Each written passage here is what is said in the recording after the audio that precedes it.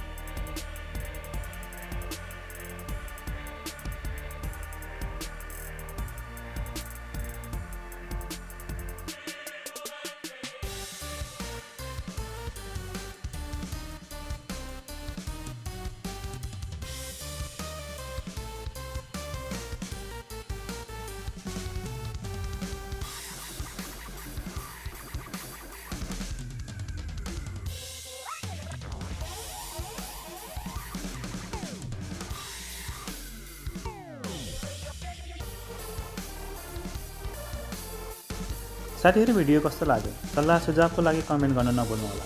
फेरि अर्को भिडियोमा मिल्ने बाचाका साथ अहिलेलाई पनि आज्ञा चाहन्छु। धन्यवाद।